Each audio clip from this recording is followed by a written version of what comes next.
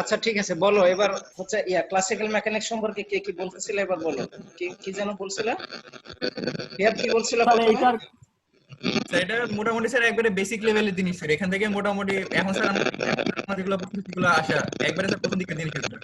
আচ্ছা নয়েজ আসতেছে কার ইয়ে থেকে? নয়েজ নয়েজ আসতেছে কার ইয়ে থেকে?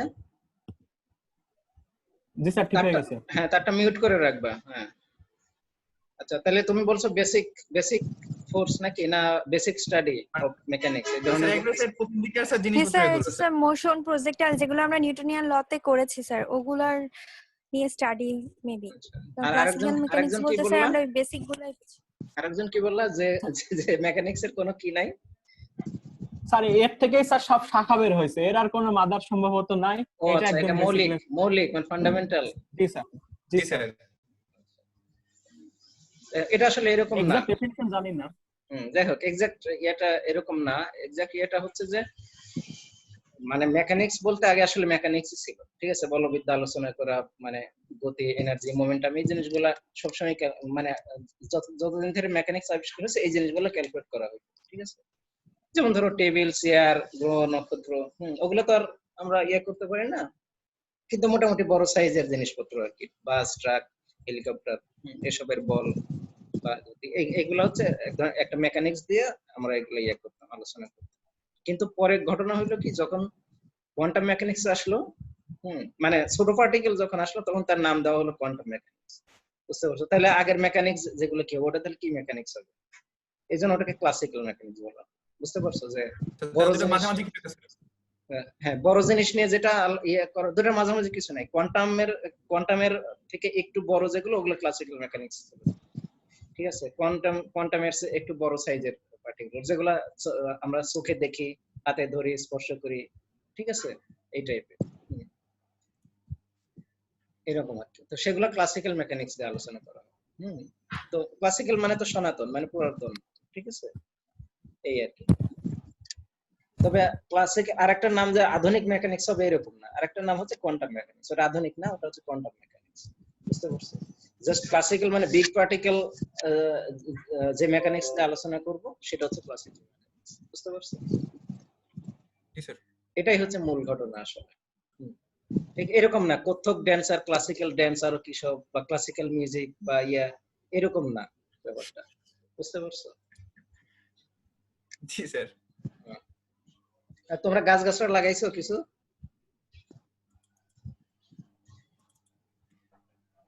স্যার এখনো তো লাগানো হয়নি স্যার। এটা আমার ক্লাস হইতে হইতে লাগাই আছে স্যার, অনেক 3-4 মাস গাছ আছে, অনেক ফল গাছও আছে। না তোমার নিজের তো নাই, তুমি নিজে গাছ লাগাওনি? না স্যার নিজে লাগানো হয়নি। স্যার লাগাইনি, কিন্তু স্যার ছাদে মাটি তুলে দিয়েছি স্যার। লাগাইনি স্যার, ছবি তুলি স্যার গাছের। হবে না নিজেকে গাছ লাগাইতে। তো যাই হোক, এখন ক্লাসিক্যাল মেকানিক্স 1 আমরা পড়বো। ক্লাসিক্যাল মেকানিক্স 1 থাকার অর্থ ক্লাসিক্যাল মেকানিক্স 2 আছে, মানে কোর্স হিসাবে। এটা আবার এমন না যে ক্লাসিক্যাল মেকানিক্স 1 2 আবার কোয়ান্টাম মেকানিক্স এর মতো ডিফাইন করা হয়েছে, এমন না। আমরা জাস্ট এই মেকানিক্স অনেক বড় হয়ে গেছে, ভাগ করে নিছি আর কি, ক্লাসিক্যাল মেকানিক্স 1 এন্ড 2। আমরা ক্লাসিক্যাল মেকানিক্স 1 পড়বো। আমাকে তো খালি অ্যাডমিট করতে করতেই যাচ্ছে ওয়েটিং রুম থেকে। এটা ওয়েটিং রুম ডিসেবল করে দেন, অটোমেটিক ঢুকে না যাবে। অটো হবে ওটা। হ্যাঁ হ্যাঁ আচ্ছা, আমার নাম ঠিকানা এই তোমরা তো জানোই। জি স্যার। তো ওখানে আমরা ফার্স্ট চ্যাপ্টারে যেটা পড়বো সেটা হচ্ছে যে motion of a system of particles. অনেক অনেক জিনিসপত্র আছে, আজকে শুধু motion of system of particles এই পর্যন্তই পড়বো। এর মধ্যে সিস্টেম অফ পার্টিকেলস মানে অনেকগুলো পার্টিকেলের ক্ষেত্রে। তো অনেকগুলো পার্টিকেলে যাওয়ার আগে আমরা একটা পার্টিকুলার ক্ষেত্রে কিছু জিনিস পড়বো, সেটা হচ্ছে এর মোমেন্টাম, কনজারভেশন ল, তারপরে নিউটনস ল, ঠিক আছে। তো নিউটনস লটা কি জিনিস? নিউটনস ল হচ্ছে rate of change of momentum, তাই না? Is proportional to applied force. Network পাচ্ছে না। নেটওয়ার্ক পাচ্ছ না? না স্যার, আচ্ছা তাহলে এটা ভিডিও রেকর্ড থাকবে, হ্যাঁ অসুবিধা নাই। স্যার গতদিনের ক্লাস তো দেননি স্যার। গতদিন কি ক্লাস করলাম? ওই তো স্যার যেটাই স্যার রেকর্ড করেছি স্যার ওটাই করা হয়েছে। ও আচ্ছা আচ্ছা আচ্ছা, দেখি ওটা কিভাবে দেওয়া যায়।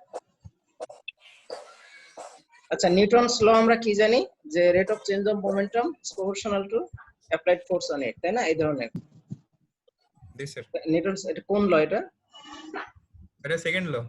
Second law. ঠিক, এখান থেকেই তুমি ফার্স্ট লতে চলে আসতে পারবা। ফার্স্ট ল হচ্ছে যে রেজাল্টেন্ট ফোর্স জিরো হলে সেই বস্তুটা তার মোশন মেইনটেইন করবে, কনস্ট্যান্ট মোশন মেইনটেইন করবে, ঠিক আছে? তো সেটা কিভাবে, এখানেই তোমরা দেখো যে ফোর্স ইকুয়াল টু এই যে rate of change of momentum, equation 1.3, ঠিক আছে? এটাই দেখা যাচ্ছে, দেখতে পাচ্ছ তো তোমরা, তাই না? জি স্যার।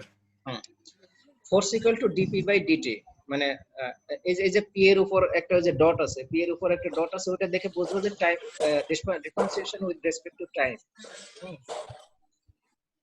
বুঝতে পারছো? পি এর উপর এই যে একটা ফোঁটা, একটা ডট আছে, দেখতে পাচ্ছ?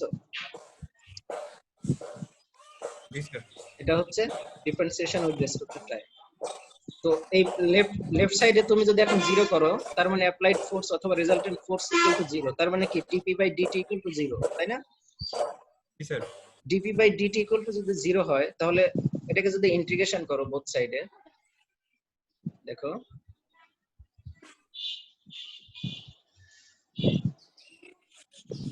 এই যে এইখানে DP by DT equal to zero, তাই না? এই যে P dot equal to zero, এর অর্থ হচ্ছে DP by DT equal to zero. তাহলে বোথ সাইডে ইন্টিগ্রেট করো, ইন্টিগ্রেট করলে লেফট সাইডে কি আসবে? পি পি আসবে, আর রাইট সাইডে কনস্ট্যান্ট কনস্ট্যান্ট আসবে, কারণ জিরো কে ইন্টিগ্রেট করলে কনস্ট্যান্ট, ঠিক আছে? তার মানে কি পি হচ্ছে কনস্ট্যান্ট, পি মানে কি? পি হচ্ছে ম্যাস ইনটু ভেলোসিটি, মোমেন্টাম। তাই না? ম্যাস তো কনস্ট্যান্ট, তাহলে ভেলোসিটি হচ্ছে কনস্ট্যান্ট হয়ে গেল।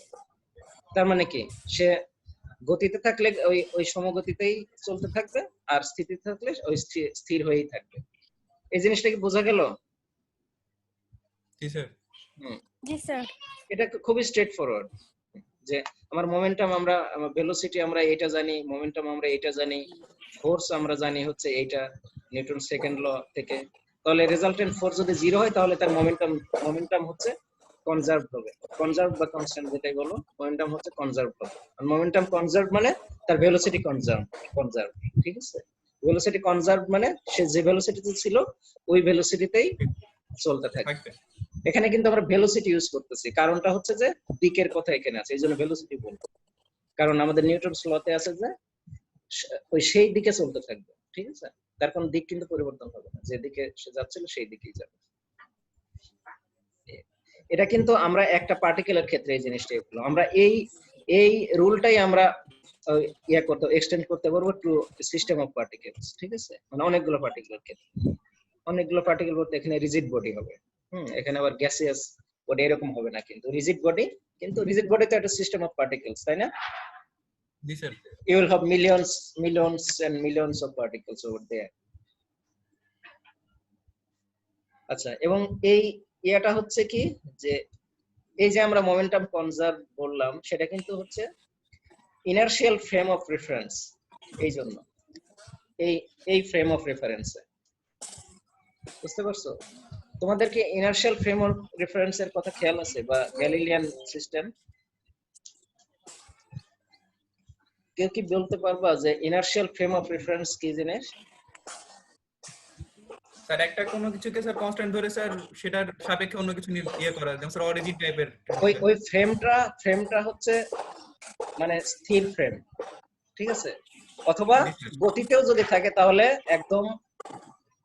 একদম সমবেগে চলমান, সমবেগে, ঠিক আছে? মনে করো আমি এই রুমটাতে বসে আছি, ঠিক আছে? এই রুমে আমি বসে আছি, এই রুমের যে কোনো বিন্দুর সাপেক্ষে আমি কোনো কিছু ক্যালকুলেট করলে এটা হচ্ছে ইনার্শিয়াল ফ্রেম অফ রেফারেন্স বা গ্যালিলিয়ান ফ্রেম অফ রেফারেন্স, বুঝতে পারছো? আবার মনে করো একটা চলন্ত ট্রেনেও আমি এইখানে রুমে বসে একটা মার্বেল ছুড়ে দিলে যেভাবে যাবে, একটা সমবেগে চলন্ত ট্রেনেও মার্বেল ছুড়লে ওইভাবে, ট্রেনের মধ্যে মার্বেলটা ছুড়লে ওইভাবেই যাবে, বুঝতে পারছো?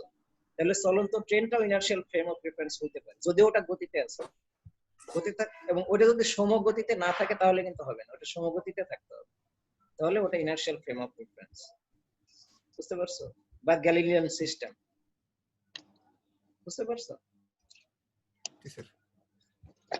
এটাকে ইনার্শিয়াল ফ্রেম অফ রেফারেন্স বলে। আচ্ছা, তো আমরা আগের যে মোমেন্টাম কনজার্ভ দেখলাম সেটা হচ্ছে লিনিয়ার মোমেন্টাম, তাই না? Linear momentum. এবার আমরা যদি অ্যাঙ্গুলার মোমেন্টাম বলি, ঠিক আছে? অ্যাঙ্গুলার মোমেন্টামের ডেফিনেশন কি? অ্যাঙ্গুলার মোমেন্টামের ডেফিনেশন হচ্ছে আর ক্রস পি। আর হচ্ছে একটা নির্দিষ্ট বিন্দু, সেই বিন্দু থেকে যে জায়গায় পার্টিকেলটা আছে তার ডিসটেন্স। বুঝতে পারছো? তাহলে আর ক্রস পি এটা কিন্তু cross product, not simple multiplication, এরকম না। R cross p not equal to p cross r, ঠিক আছে? সব জায়গায় এরকম হয় না, কোনো কোনো ক্ষেত্রে এটা হতে পারে, কিন্তু এখানে এটা হবে না। এজন্য এটা আর আগে আর পি হচ্ছে পরে। এখানে হচ্ছে পি হচ্ছে লিনিয়ার মোমেন্টাম আর আর হচ্ছে ডিসটেন্স ফ্রম দ্যাট পয়েন্ট, ঠিক আছে? এটা কোন সব ক্ষেত্রে হইতে পারে? মনে করো তোমার ঘরের দরজা, ঠিক আছে? ঘরের দরজাটা যে জায়গায় ফিক্স আছে আর দরজার এরকম মনে করো একটা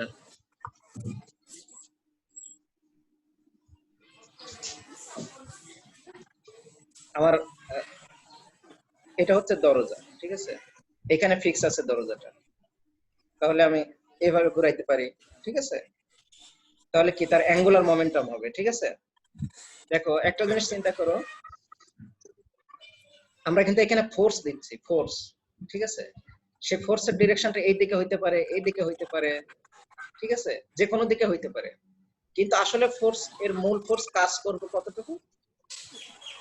মূল ফোর্স যেটা কাজ করবে সেটা হচ্ছে তার টর্কটা আসলে কাজ করবে, ঠিক আছে? আমি একটা ফ্রি একটা বস্তুকে ধাক্কা দিলে সেটা পুরো ফোর্সটাই ফ্রি একটা পার্টিকেলের উপর কাজ করবে, ফ্রি একটা যে কোনো ম্যাসের উপর কাজ করবে। কিন্তু যখন এটা ফিক্স থাকবে, ফিক্স থাকলে আমার এই পুরো ফোর্সটা এখানে কাজ করবে না, ঠিক আছে? এখানে তার হচ্ছে টর্কটা কাজ করবে। সেই টর্কের ডেফিনেশন হচ্ছে আর ক্রস এফ, ঠিক আছে? এই যে আর ক্রস এফ, ঠিক আছে? এটা যদি আর এর সাথে এইখান থেকে একটু ডিসটেন্স হচ্ছে আর, তাহলে ফোর্সের ডিরেকশন যদি আমি আর এর লম্বা লম্বি দেই, ঠিক আছে, তাহলে ফোর্স পুরোটাই ইউজ হবে, ঠিক আছে? কিন্তু যদি এই দিকে হয়, একটু অ্যাঙ্গেল থাকলো, এদিকে আর আর এদিকে এফ, ঠিক আছে, তাহলে কিন্তু এফ পুরোটা কাজ করলো না, ঠিক আছে? তাহলে আর ক্রস এফ ওই পর্যন্ত টর্কটা কাজ করবে, টর্কের পরিমাণটা তখন ইয়া হবে। বুঝতে পারছো? তো যাই হোক, আমরা আসলে এখানে আগের লিনিয়ার মোশনের ক্ষেত্রে বলছিলাম যে লিনিয়ার মোমেন্টাম কনজার্ভ, এখানে আসলে অ্যাঙ্গুলার মোমেন্টাম কনজার্ভ, সেটা আমরা বলবো। ওইখানে ছিল ফোর্স জিরো হলে লিনিয়ার মোমেন্টাম কনজার্ভ, এটা আমরা প্রমাণ করছি। এখানে আমরা বলবো টর্ক যদি জিরো হয় তাহলে অ্যাঙ্গুলার মোমেন্টাম কনজার্ভ, ঠিক আছে? টর্কের ডেফিনেশন আমরা অলরেডি জানি, n equal to R cross F, ঠিক আছে? এটা আর লিনিয়ার অ্যাঙ্গুলার মোমেন্টামের ডেফিনেশন হলো আর ক্রস পি, ঠিক আছে? এখন আমরা দেখো আর ক্রস এফ কে আমরা এটা লিখতে পারি কিনা, ঠিক আছে? আর ক্রস এফ কে আমরা এটা লিখতে পারি কিনা? আমরা অবশ্যই লিখতে পারি। আরটা আমরা এখানে রাখলাম আর এফটাকে আমরা ভেঙে দিলাম, এই যে পি ডট, এটুকু হচ্ছে পি, এমভিটা হচ্ছে পি, তাই না? আমরা এফ ইকুয়াল টু অলরেডি জানি যে পি ডট, ঠিক আছে? এফ ইকুয়াল টু অলরেডি যে পি ডট আমরা এটা জানি, ঠিক আছে? এই জন্য আমরা এখানে এফ এর পরিবর্তে ইকুয়েশন 1.8 এফ এর পরিবর্তে আমরা পি বসাই দিলাম এখানে, ঠিক আছে? এখন ওই পিটাকে আমরা দেখো কি করলাম, এই ইকুয়েশনটাকে আমরা লিখবো, এই ডি বাই ডিটিটা এই সামনে নিয়ে আসবো, সামনে নিয়ে আসলে এই মূল ইকুয়েশনের কোনো চেঞ্জ হবে না। কিভাবে হবে না আমরা সেটা বলি। দেখো এখানে আমার কিন্তু ছিল আর ক্রস ডিএমভি বা ডিটি ছিল, এটাকে আমরা সামনে নিয়ে আসলাম। তাহলে এখানে কি হলো, এটাকে যদি তোমার ডিফারেন্সিয়েশনের ইভি ফর্মুলা যদি আমরা যাই, তাহলে দেখো এই প্রথমটা আসবে ভি আর পরে এমভি থাকলো, আর পরের টার্মটা আসবে আর ক্রস ডি ডিটি ডিএমভি হয়ে গেল। বুঝতে পারছো? তাহলে এই টার্মটা আমাদের জিরো, এই প্রথম টার্মটা জিরো না? তোমরা কি বুঝতে পারলে এটা জিরো কেন? জি স্যার। হ্যাঁ, এটা জিরো কি কারণে একটু বলো তো দেখি কেউ। স্যার এখানে এম টা স্যার কনস্ট্যান্ট তো। হ্যাঁ, এম কনস্ট্যান্ট, কিন্তু এটা জিরো কেন? এই টার্মটা জিরো হবে কেন? আর স্যার দুইটা ভেক্টরের স্যার ক্রস সবসময় 0 হবে। হ্যাঁ হ্যাঁ, দুটো same vector cross product zero, এটা angle between them is 0 degree, তাই না? জি স্যার। কারণ sine theta, sine 0 degree equal to 0, এইজন্য এই টার্মটা জিরো। ঠিক আছে, এই জন্য দেখো আমি আমি এটা লিখতে পারি, এই আগের ইকুয়েশনে যে এটা ছিল সেটাকে আমি এইটা হিসেবে লিখতে পারি, এটা টার্মটা যেহেতু জিরো। এখন এখানে আমরা কি বসাইতে পারি? এটার নাম কি এখন? এটার নাম কিন্তু টর্ক। এখন এটা টর্ক না? হ্যাঁ স্যার। এটার নাম হচ্ছে, সরি ওটার নাম হবে অ্যাঙ্গুলার মোমেন্টাম। আমরা টর্ক ভেঙে ওটা করছি, এটার নাম হচ্ছে অ্যাঙ্গুলার মোমেন্টাম। এই যে এটা আর ক্রস এমভি, এটার নাম হচ্ছে অ্যাঙ্গুলার মোমেন্টাম। তাহলে আমরা n equal to l dot, ঠিক আগের একটা equation f equal to p dot ছিল না লিনিয়ার ইকুয়েশনের ক্ষেত্রে? এই যে f equal to p dot ছিল, f equal to p dot আমার এখানে চলে গেল হচ্ছে n equal to l dot. এখন আমি যদি বলি n ইকুয়াল টু 0 মানে টর্ক ইকুয়াল টু 0, তাহলে কি এই অ্যাঙ্গুলার মোমেন্টাম কি হবে?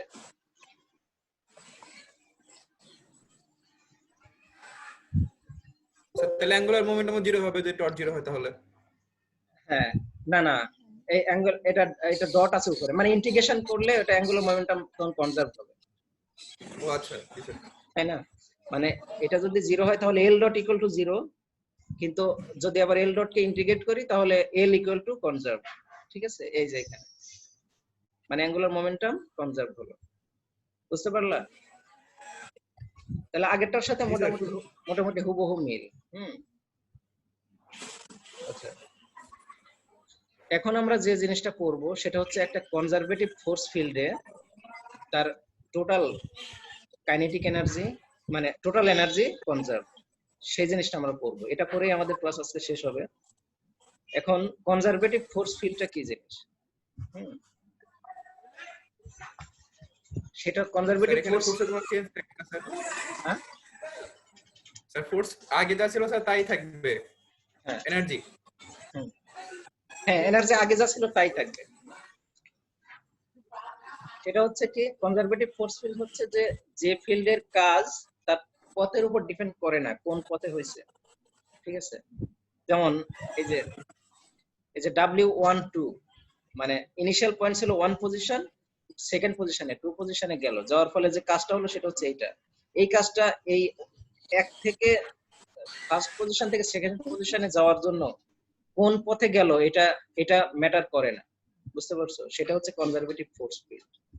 সেটা কিরকম একটা এক্সাম্পল দেই। মনে করো তুমি নিচতলা থেকে 5 তলায় উঠছো, ঠিক আছে? নিচতলা থেকে 5 তলায় উঠছো, তুমি সিঁড়ি বেয়ে ওঠো বা লিফটে ওঠো অথবা বেকাতেরা কোনো পথে ওঠো, যে পথেই ওঠো তোমার টোটাল এনার্জিটা হচ্ছে mgh, তাই না? mgh না? জি স্যার। তোমার নিচে গ্রাউন্ডে তো যদি তোমার এনার্জি 0 ধরা হয়, তাহলে 5 তলায় তোমার এনার্জিটা হচ্ছে mgh। mg হচ্ছে তোমার ম্যাস, m হচ্ছে তোমার ম্যাস, g হচ্ছে গ্র্যাভিটেশনাল এক্সেলারেশন, আর gravitational acceleration due to gravity, আর হচ্ছে h টা হচ্ছে 5 তলা, ওই হাইটটা। ঠিক আছে, এখন এই 5 তলায় তুমি কোন দিক দিয়ে উঠছো, এটা কি কোনো ম্যাটার করে? না স্যার। এটা ম্যাটার করে না। ঠিক আছে, এটা এই জন্য গ্র্যাভিটেশনাল ফোর্স ফিল্ডটা হচ্ছে কনজারভেটিভ ফোর্স ফিল্ড। বুঝতে পারছো? ঠিক একই ভাবে এই ধরনের ফোর্স ফিল্ডের আরো এক্সাম্পল আছে, ইলেকট্রিক ফিল্ড, ম্যাগনেটিক ফিল্ড। বুঝতে পারছো? এগুলো সবই হচ্ছে কনজারভেটিভ ফোর্স ফিল্ড, কারণ এটা পথের উপর ডিপেন্ড করে না। পোটেনশিয়াল এনার্জি তার বা এক বিন্দু থেকে আরেক বিন্দুতে গেল, জাস্ট ওইটা বিন্দুর ডিসটেন্সের উপরই ডিপেন্ড করে। ঠিক আছে, এটা কোন পথে গেছে তার উপর ডিপেন্ড করে। বুঝা গেছে? তো আমরা সেই জিনিসটা প্রমাণ করব এখানে, যে কনজারভেটিভ ফোর্স ফিল্ডে টোটাল এনার্জি কনজার্ভ, মানে sum of potential energy and kinetic energy equal to conserve. তো তাহলে আমরা এখান থেকে শুরু করি, যে মনে করো পজিশন 1 থেকে পজিশন 2 তে গেল, তাহলে কাজ কত হলো? F.ds। এই জিনিসটা আমরা অনেক আগে থেকে জানি, ক্লাস 9 10 বা 8 থেকেই আমরা জানি, ঠিক আছে? বল গুণন সরণ। এখানে অবশ্য ডট প্রোডাক্ট, আমরা ছোটবেলায় এটা জানি নাই যে এটা ডট প্রোডাক্ট, ঠিক আছে? বা বেশ কিছুদিন আগে থেকে মনে তোমরা জানো যে এটা ডট প্রোডাক্ট, তাই না? হ্যাঁ স্যার। তাহলে এটা হচ্ছে কাজের পরিমাণ। আচ্ছা, ওই f ডট ds কে আমরা এইভাবে লিখবো, m টাকে বাইরে করে নিলাম, ঠিক আছে? কারণ f equal to m A আমরা জানি, আবার a equal to dv by dt এটা আমরা জানি, ঠিক আছে? তাহলে আমরা আর ds টা হচ্ছে v dt, ঠিক আছে? ds হচ্ছে v dt। এটুকু তো বুঝতে কারো সমস্যা নাই? না স্যার। আচ্ছা, এবার আমরা এই ইয়াটাকে আমরা এরকম করলাম, ঠিক আছে? এতে কারো সমস্যা আছে কিনা দেখো। এটা সমস্যা থাকার কথা না। আমরা মনে করি যে এইটা আর এটা কাটাকাটি গেছে, আসলে কিন্তু কাটাকাটি যায় না। ডিটি আর ডিটি কাটাকাটি গেছে, এটা আমরা ধরে মনে মনে বলি, আসলে কিন্তু কাটাকাটি যায় না, ঠিক আছে? এইখানে এই যে এই ভি স্কয়ার, মানে এটাকে যদি তোমরা ভেঙে দাও, ঠিক আছে, এটাকে যদি তোমরা ভেঙে দাও তাহলে 2v আসবে, ঠিক আছে? 2v এর সাথে এই যে এই নিচের 2 আর এর উপরে একটা 2 কেটে যাবে, ঠিক আছে? 2v dv আসবে, ঠিক আছে? সেই জিনিসটা এখানে কেটে যাবে, ঠিক আছে? তাহলে এটা আর এটা একই জিনিস হবে। এখন দেখো, আমরা হাফ m টা বাইরে রাখলাম আর এখানে এর লোয়ার লিমিট আর আপার লিমিটটা বসায় দিলাম। তোমরা যদি এখানে মনে করো যে dt আর dt কেটে গেছে, এরকম মনে করতে পারো, ঠিক আছে? এটা থাকবে হচ্ছে dv স্কয়ার, মানে ইন্টিগ্রেশনটা হবে v স্কয়ারের সাপেক্ষে। তোমরা dx ইন্টিগ্রেশন করো না, dx ইন্টিগ্রেশন করলে কি হয়, x হয় না? জি স্যার। এখন যদি তুমি v স্কয়ার ইন্টিগ্রেশন করো তাহলে v স্কয়ার আসবে, ঠিক আছে? সে v স্কয়ারের এই ফাইনাল পয়েন্ট আর ইনিশিয়াল মানে লিমিট, আপার লিমিট আর লোয়ার লিমিট বসাই দিয়েছে, তাহলে এটা আসবে, ঠিক আছে? এখন এটা কি half m v2 square minus half m v1 square, তার মানে কি ফাইনাল কাইনেটিক এনার্জি থেকে, হ্যাঁ, কাইনেটিক এনার্জি জাস্ট ডিফারেন্স, তাই না? এটা। জি স্যার। এখন আমরা পোটেনশিয়াল এনার্জিতে যাব, এটা কিন্তু কাইনেটিক এনার্জি, ওই বিন্দু থেকে ওই বিন্দুতে যাওয়ার ফলে যে কাইনেটিক এনার্জিটা হচ্ছে, এবার পোটেনশিয়াল এনার্জি। পোটেনশিয়াল এনার্জিটা দেখো, পোটেনশিয়াল এনার্জি ওখানে ওই যে ফোর্সটা সে ফিল করবে, সেই ফোর্সের ইয়াটা হচ্ছে, ডেফিনিশনটা হচ্ছে এই, ঠিক আছে? F equal two minus gradient of V, মানে পোটেনশিয়াল এনার্জি, ঠিক আছে? তাহলে এটা যদি আমার হয় তাহলে ফোর্স হচ্ছে এটা, তাহলে এই ইকুয়েশনে যদি আমরা বসাই দেই এখানে f এর ওই যে f ds এর ইয়াটা যদি বসাই দেই, তাহলে f বসবে হচ্ছে এইটা আর ds বসবে হচ্ছে অন্য জিনিস, ঠিক আছে? বসালে আমরা এই জিনিসটা যদি বসাই দেই আগের কোন ইয়াতে,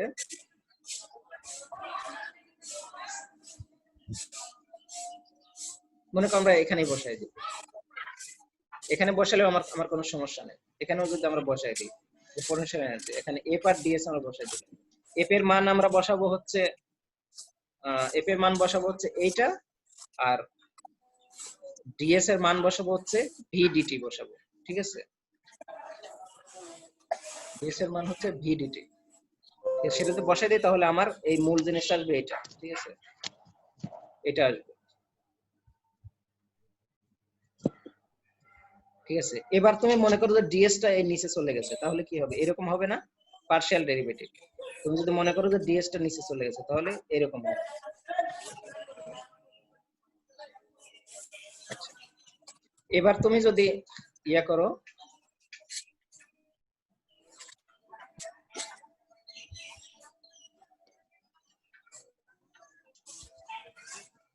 এবার তুমি যদি ইন্টিগ্রেশন করো, ঠিক আছে?